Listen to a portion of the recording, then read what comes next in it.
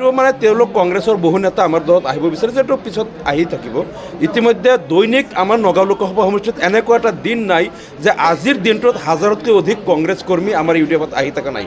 যোৱা ৩-৪টা মাহত এনেকুৱা এটা দিন যোৱা নাই যি দিনত হাজাৰতকৈ অধিক কংগ্ৰেছ নেতা তৃণমূল পৰ্যায়ৰ কৰ্মী আমাৰ দলত অহা নাই। গতিকে কংগ্ৰেছ নিশ্চিন্ন হৈ যাব যদি তেওঁলোকে সুৰেশ বৰাই কেইটামান মাইনৰিটি কংগ্ৰেছ নেতা তেওঁৰ দলত লৈ গৈছে, কেইটামান নিছে, কিন্তু ভোটাৰ চব আমাৰ ফালে আহিছে।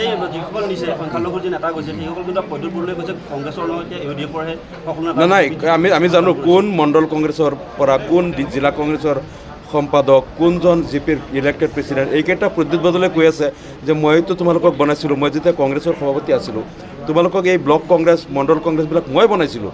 গতিকে এতিয়া মই কেণ্ডিডেট, তোমালোক মোৰ লগত আহি যোৱা। যিহেতু এতিয়া কংগ্ৰেছৰ পৰা বিধায়ক, মন্ত্ৰী, প্ৰাক্তন মন্ত্ৰী চব বিজেপিত গৈ আছে, এতিয়া কংগ্ৰেছৰ অস্তিত্ব নাই, কংগ্ৰেছটো নিজকে, গতিকে তোমালোক মোৰ লগত আহি যোৱা। এনেকৈ তেওঁলোকে কেইটামান তৃণমূল পৰ্যায়ৰ সংখ্যালঘু পালি নেতা প্ৰদ্যুৎ তেওঁ মানে সুৰেশ বৰাই বিজেপিৰ ফালে নিছে। তেওঁলোক যোৱাৰ লগে লগেই গ্ৰাছৰুট লেভেলৰ ভোটাৰসকলে গম পাই গ'ল যে কংগ্ৰেছৰ এই যে নেতা পালি নেতাবিলাক বিজেপিত গৈ আছে, মানে বিজেপি আৰু কংগ্ৰেছ যে এক, তেওঁলোকে যে একেলগে সন্মিলিতভাৱে খেলিছে, এই কথাবিলাক যেতিয়া ভোটাৰে গম পাই গ'ল, তেওঁলোক দলে দলে আমাৰ ফালে আহিছে যে কংগ্ৰেছ আৰু বিজেপি মিলি গ'ল, আমি গম পাই গৈছোঁ। গতিকে এতিয়া কথা হ'ল প্ৰদ্যুৎ বৰদলৈৰ আমানতৰ ধন বাজেয়াপ্ত হ'ব আৰু সুৰেশ বৰাৰ লগত মোৰ কণ্টেষ্ট হ'ব। কিন্তু সুৰেশ বৰা যিমানেই চেষ্টা নকৰক কিয় এই মাইনৰিটি ভোট তেওঁ ভাবিছে যে ইয়াত আহি পেলাই কেইটামান সুৎকুৰ আৰু কিছুমান দালালক তেওঁলোকে ভয় দেখুৱাই যে জেলৰ মানে তেওঁলোকে যিবিলাক সুৎকুৰৰ বিৰুদ্ধে অভিযান আৰম্ভ কৰিছিল, যেতিয়া তেওঁলোকে নিৰ্বাচন আৰম্ভ হ'ল, তেওঁলোকে কৈছে যিসকলে আমাৰ দলত যোগদান কৰিব এই সুৎকুৰবিলাকক আমি গ্ৰেপ্তাৰ নকৰোঁ। লগে লগে কিছুমান সুৎকুৰ তেওঁলোকে লৈ ল'লে। এই সুৎকুৰবিলাকক টকা দি পেলাই অলপ মানুহ গোটাই অলপ মিটিং কৰিছে, কিন্তু এইবিলাক তেওঁ বুজি পাব এই ভোট এটাও নাপায়। কাৰণ এই যে এই টকাবিলাক যে মানুহৰ ধন মানে মূল্যবৃদ্ধি ঘটাই মধ্যবিত্ত আৰু নিম্ন মধ্যবিত্ত পৰিয়ালৰ পৰা বছৰেকত অন্তত 50-60-70 টকাকৈ অতিৰিক্তকৈ চৰকাৰে শোষণ কৰি আছে। যি দালি 55 টকা হ'ব লাগে কেজি, তেওঁলোকে 100 টকাৰ ওপৰত খাই আছে। যদি পিঁয়াজ যিটো 9 টকাত হ'ব লাগে সেইটো 40 টকাতো মানুহে খাইছে। এই যে মূল্যবৃদ্ধি ঘটাই মানুহক কেঁকুৰা চেপা দিছে, এই টকাৰে ৰাইজক এতিয়া তেওঁলোকে দি পেলাই ভাবিছে আমি ভোট কিনি ল'ম, নোৱাৰে। ইয়াত সুৰেশ বৰা হাৰিব, কংগ্ৰেছৰতো অস্তিত্বই নাই। মই জিকিম, চাই থাকক, 4 জানুৱাৰী তাৰিখে এই ৰিজাল্ট ওলাই যাব।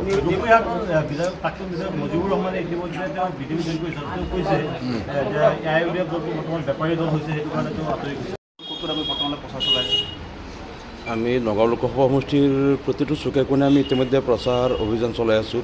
যোৱা 6 মাহৰ পৰা চামগুৰি সমষ্টিৰ পৰা আৰম্ভ কৰি জাগিৰোডলৈকে আমি প্ৰতিটো সমষ্টিত 50তকৈ ওপৰত আমি সভা সমিতি সৰু সুৰা কৰিছোঁ আৰু আটাইতকৈ বেছি প্ৰচাৰ আমি চলাই আছোঁ।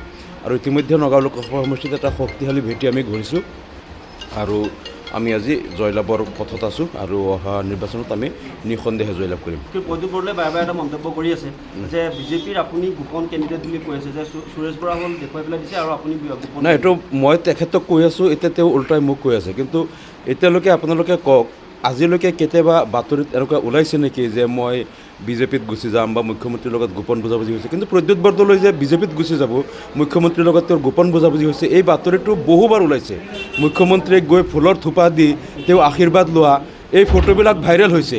আৰু তাৰপিছত যেতিয়া গৌৰৱ গগৈ নগাঁৱৰ প্ৰাৰ্থী হ'ব বুলি ওলাইছিল আৰু প্ৰদ্যুৎ বৰদলৈক বৰপেটাত কংগ্ৰেছে প্ৰক্ষেপ কৰিছিল, তেওঁ কৈছিল বৰপেটাত নাযাওঁ, নগাঁৱতেই খেলিম, কংগ্ৰেছৰ পৰা দিলেও খেলিম, নহ'লেও খেলিম। তাৰমানে বিজেপিৰ লগত তেওঁ চূড়ান্ত সিদ্ধান্ত লৈছিলে যে নগাঁৱৰ পৰা খেলিব।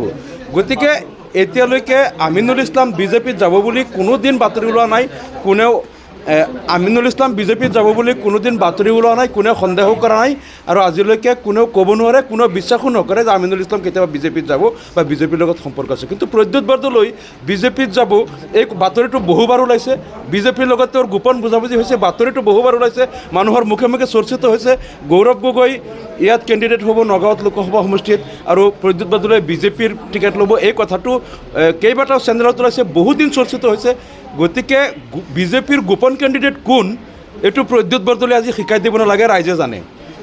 আজি সমগ্ৰ অসমৰ এজন মানুহকো যদি কয় যে আমিনুল ইছলামে বিজেপিৰ লগত গোপন বুজাবুজি আছে তেওঁ বিজেপিত যাব কোনো মানুহে বিশ্বাস নকৰে কাৰণ জানে এই আমিনুল ইছলামক কিনিব পৰা টকা বিজেপিৰ বা এই এনেকুৱা নেতা বিজেপিত নাই স্বয়ং অমিত শ্বাহ নৰেন্দ্ৰ মোদী হিমন্ত বিশ্ব শৰ্মা এনেকুৱা বিজেপিৰ নেতা ভাৰতত জন্ম হোৱা নাই যিজনে আমিনুল ইছলামক কিনিব পাৰে কিন্তু প্ৰদ্যুৎ বৰদলৈ যে ইতিমধ্যে তেওঁৰ মস্তক বিক্ৰী কৰি দিলে অন্তৰাত্মা আৰু মস্তক বিজেপিত বিক্ৰী কৰিছে এই কথাটো কিন্তু প্ৰত্যেকেই জানে গতিকে এতিয়া প্ৰদ্যুৎ বৰদলৈৰ মুখেৰে যদি কয় যে বিজেপিৰ গোপন কেণ্ডিডেট আমিনুল ইছলাম প্ৰকাশ্য কেণ্ডিডেট সুৰেশ বৰা ইয়াতকৈ লজ্জাজনক কথা আৰু হ'ব নোৱাৰে কাৰণ প্ৰদ্যুৎ বৰদলৈ আপাত মস্তক বিজেপিত বিক্ৰী কৰি দিছে গৌৰৱ গগৈ টিকেট পালেই তেওঁ কংগ্ৰেছৰ পালেই তেওঁ বিজেপিৰ পৰা ল'লেহেঁতেন এই কথাবিলাক ইতিমধ্যে চৰ্চিত হৈছে মুখ্যমন্ত্ৰীৰ ফুলৰ থোপা দি আশীৰ্বাদ লোৱা ফটো চটো চব ভাইৰেল হৈছে আজি এটা কথাই তেওঁ কৈছে মুখ্যমন্ত্ৰীক আপুনি আশীৰ্বাদ কৰিব মই জিকি বিজেপিত জইন কৰিম কিন্তু ৰাইজে গম পাই গ'ল যে প্ৰদ্যুৎ বৰদলৈৰ দেহাটো কংগ্ৰেছত থাকিলেও তেওঁৰ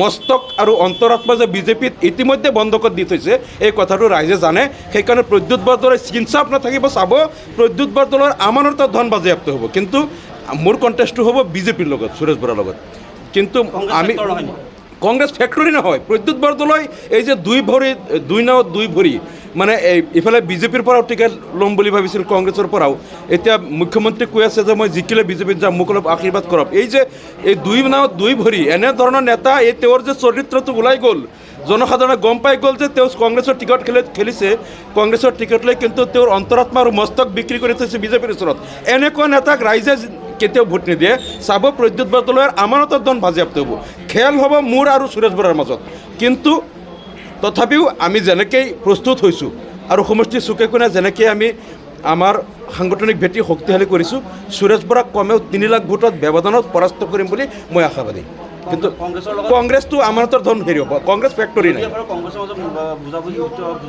নাই একো বুজাবুজি হোৱা নাই এতিয়া